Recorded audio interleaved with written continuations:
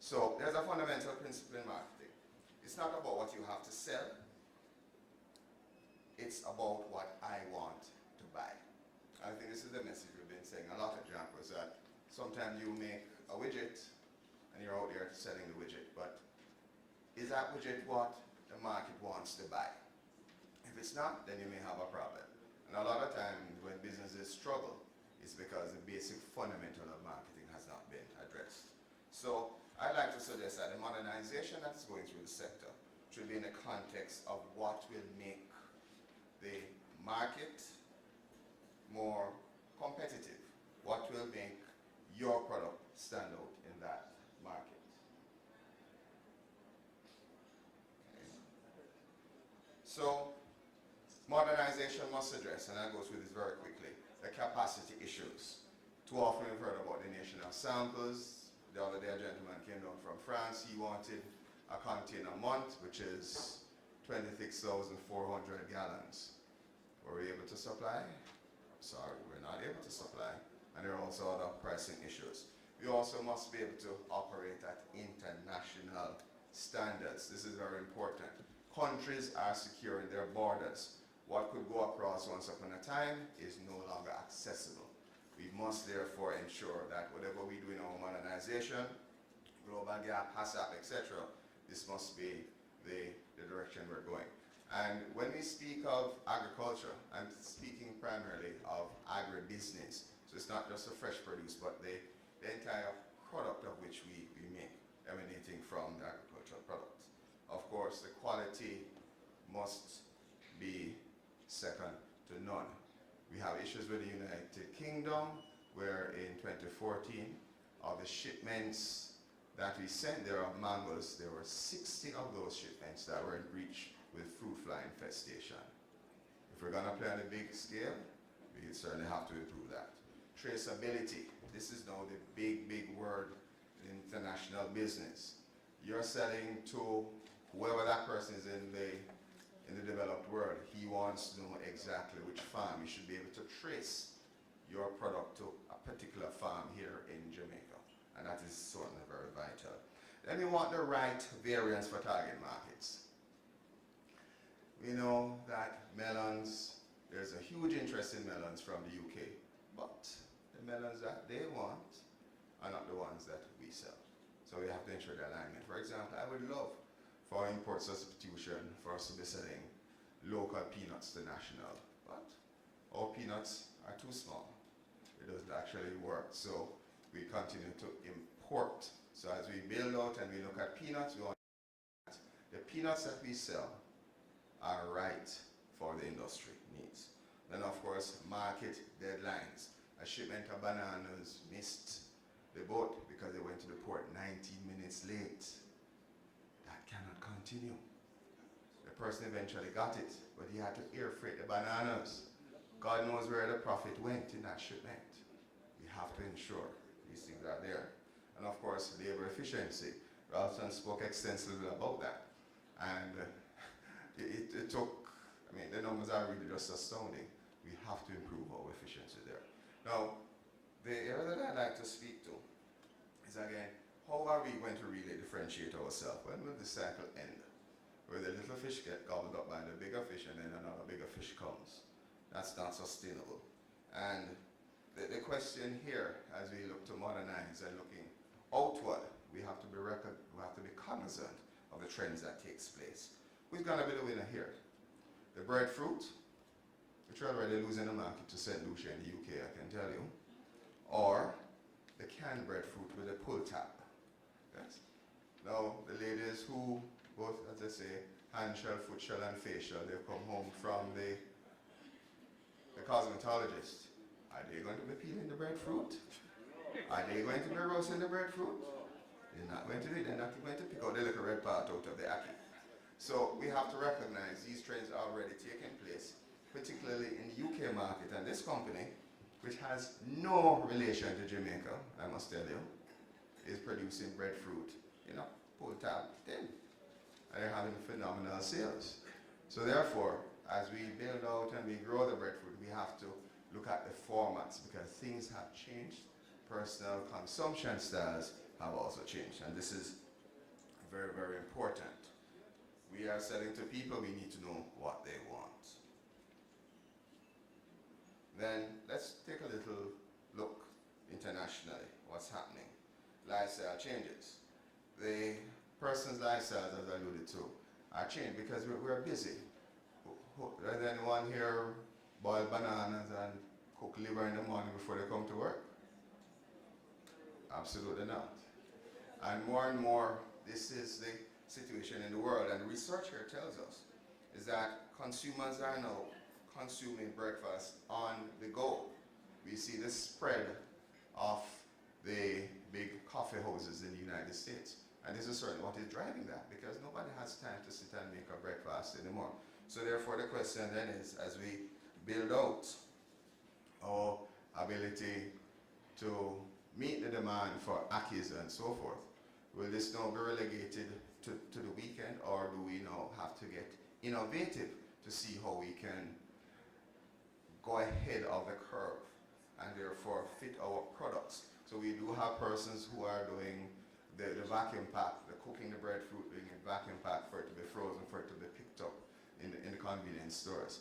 We have to be looking at those various options. So as we increase our ability to meet the needs and moving away from that really disparaging thing about the national samples, we have to ensure that we can satisfy the need in a particular format that the markets want.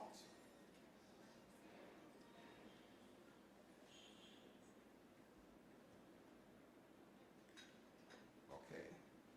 Then there's another interesting trend. We know that the green trend was there, that green is good and people will pay a premium. But the research is saying that still 18% of persons will pay a premium for products that are considered green. You find that certainly among our millennials, 6 in 10 US consumers practice green behavior to save money rather than just the environment. So in other words, we have to recognize that we can no longer just say the product is green and command a premium. People are now looking for value. So in other words, people not fool again. Alright? Then if we look at the millennials, I was born in maybe the last year of Generation X. Persons that is over would have been the baby boomers. We had the Generation Y. We don't have the millennials. These are the people who are buying the Audis and the nice cars out there. They're making money globally, and they are also changing the way products are consumed. And even as we prepare for our own diaspora conference here, we're seeing the impact where we have to try and attract the younger diaspora persons, not only the person who is in the 50th, the 60th, the first or second generation. We have to, for sustainability, attract the younger ones. And therefore, the way we market the conference, the way we reach out to persons have to be a little bit different. So we recognize that even the purchasing of the products, even a simple product such as seasoning, there is a distinct difference in what they will consume versus the older persons now. And I say this for our producers because a particular importer in the UK says to me, Robert, if I see one more jerk sauce, how many more jerk sauces can we produce? How many more ketchups can we produce? So we have to look at then now segmenting the market. If we're getting into the independent stores in the US and in the UK, how can I fit that to the various person? Even if I'm targeting my own diaspora, how can I package my product a little different? The younger persons want maybe a little bit more variety, a little bit more spice, as it were. How can we in fact do this? So it is very, very important. And even then, for the over 55s, the whole onset of lifestyle diseases and so on, these persons are now acutely more concerned about their health. So just as how we, for example, we look at products like Centrum, they talk about Centrum Silver, because these big companies have now managed to package their products in a particular way to appeal to a wider segment. We have to do the same thing. We can no longer be satisfied with an export order and say, yes, I'm exporting my product to wherever. We have to look at how we can properly penetrate the market, and the only way to do this is to understand the segments that accrue thereafter.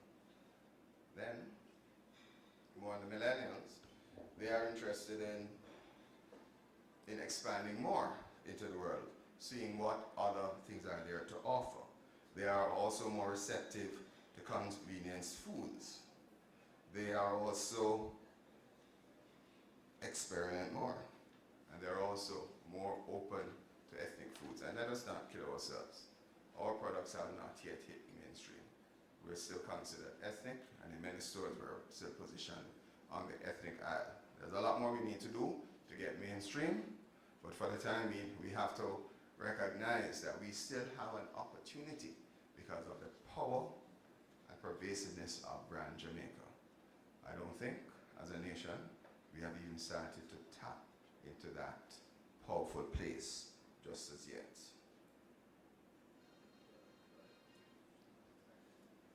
Then, I spoke a bit on this.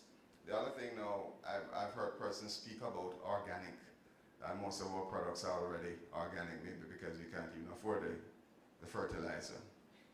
But the fact is, again, the research is telling us 51% of US consumers agree that labeling something as organic is an excuse to charge more. So in other words, there's a greater degree of cynicism. So we may reach out to these markets and say, well, our products are what they are. First are saying, yeah, you're just trying to get it and it's a bit more out of my pocket. So we have to be concerned there. And again, we see that a third of the respondents believe that labeling something as organic is just marketing jargon with no real value or definition. So I believe this is instructive into how we position our products and what is the real value we put in our products. Just saying it comes from Jamaica, everything on the shelf is saying Jamaica. On the front, it's saying Jamaica, and then back said made in USA, Costa Rica, Dominican Republic, choose a country. So again, we have to be a lot more diligent in how we create that value proposition for our products. And then in modernizing, we have to bring about innovation. I can't pronounce this disease very much, I just don't really want to get it. The important thing here is that gluten is an issue in many of the developed markets. We have the opportunity to create cassava flour, breadfruit flour. Our persons at the Scientific Research Council can certainly give a lot of guidance on that because they have done research. However, these products, I took this picture in Barbados. So they have a product that they're made locally with first world packaging. And my suggestion to you then is that as we look to export, we want to improve our capacity, but at the same time, we need to really be innovative and see where the real market opportunities are. Because these products will go down very well, they will be able to attract a premium. And once you have someone with a particular lifestyle or other disease which find that the products work for their condition, you're talking about a customer for life. Because in marketing, there's a question about the lifetime value of your customer, and this is something we need to really program. And then traceability, I'm sure you've heard about, and you can do your research on Global Gap. This is really the direction where the world is going. Our farms have to be to that standard, so as we modernize and we upgrade, I know the agri-parks have well taken this into consideration. And I believe you also have the funding tool for this to take place, so we know that will certainly be addressed, but it's a critical point. And then as I close, I'd like to point out that there are many segments of a market. Typically, when we create agro-processed product, we think about getting it on the retail shelf, or perhaps in the hypermarket like a Carrefour or a Walmart. But there are other opportunities. Food service, research tells you that persons who sell into food service, that's a guaranteed way to get the product into the home. You go to a Chinese restaurant or a Japanese restaurant before you start to make sushi at home. Yes? So it's important to build your brand through food service. The other area that we've really been neglecting totally is institutional. A lot of people don't like to hear me say this, but even in some Caribbean countries, we should be selling the prisons. Enough Jamaican in there. Yes. So it is an opportunity for us there. A lot of people don't know this, but in the UK, I think it's the German army. German army uses Grace's sauces. That's a fact. Yes. We've gone large and we've gone abroad. Then of course, gifting. Gifting is a $120 billion business. Travel is growing at 31%, but travel retail is growing at 73%. The more we can get our products and packaged nice